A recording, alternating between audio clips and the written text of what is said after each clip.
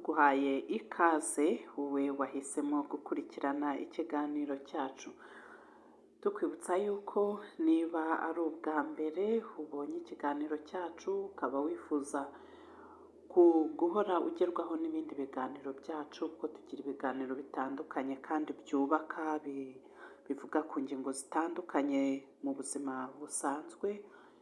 Ibanga nta rindi kugira ngo udacikanwa n'ibyo biganiro byubaka ni ukukanda ayo magambo atukura ubona iburyo bwawe. Niba utarabikora ya subscribe uraba wabigezeho. Uyu munsi rero tugiye kuganira ku rubyiruko rwacu, cyane cyane urubyiruko rw'abana b'abakobwa bamaze gukura, bageze muri cya kigero bumva bifuza kugira umuntu babana nabo.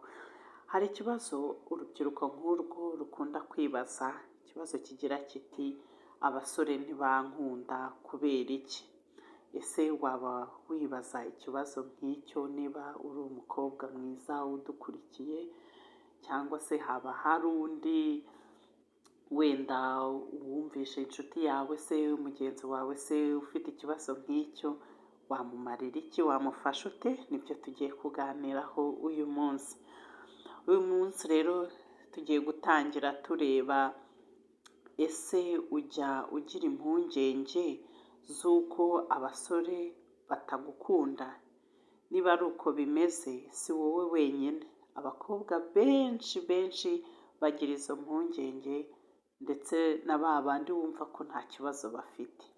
Reka dufate urugero, hari nk'igihe umukobwa aba afite uburanga, azi ubwenge kandi avuga adategwa, ariko ntagire abasore bamukunda pe.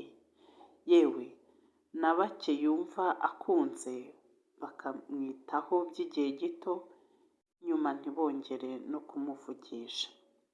Wakora iki rero kugira ngo ubone umusore wiyubashye kandi ugukunda? Ikintu cy'ingenzi cyane ugomba kwihatira gukora, itoze kubaha abandi. Kuko nawe ukeneye gukundwa, niko n'abasore baba bakeneye cyane kubahwa. Ntibitangaje kuba ijambo ry'Imana naryo ubwaryo rivuga ko umugabo yagombye gukunda umugore, ariko ikavuga ko umugore yagombye kugira ate? Kubaha cyane umugabo we. Mu buryo buhuje n'aya magambo, ubushakashatsi bwakozwe ku basore babarirwa mu magana bwagaragaje ko abasore 60% bavuze ko kubahwa ari byo baha agaciro kuruta gukundwa. Nanone ubwo bushakashatsi bwagaragaje ko abagabo barenga 70% babajijwe nabo bavuze ko ari uko babibona. Ariko rero umukobwa wese, yewe n'umudamu uwo ari we wese, tugomba gusobanukirwa iki kintu.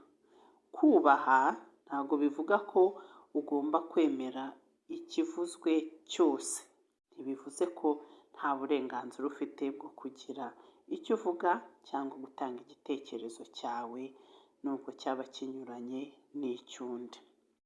Gusa aha tugomba kwitonda. Icyo tugomba kucyitondera.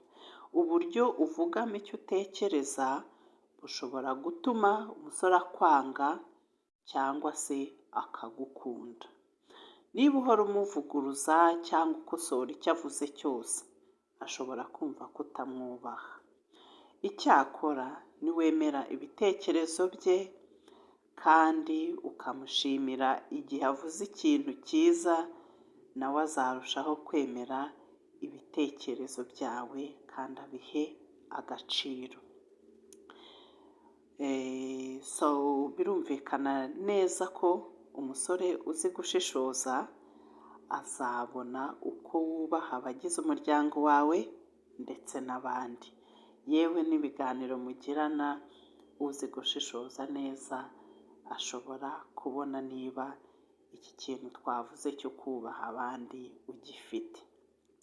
Rero cya kibazo twibazaga tuti ni iki cyakorwa kugira ngo ubone umusore wiyubashye kandi ugukunda?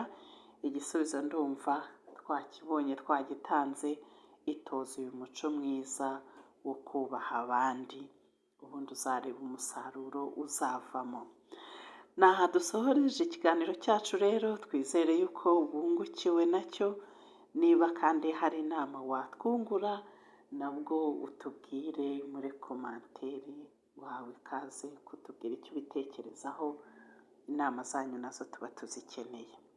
Wakoze cyane, naho ubutaha turakwifuriza kugira ibihe byiza. Bye.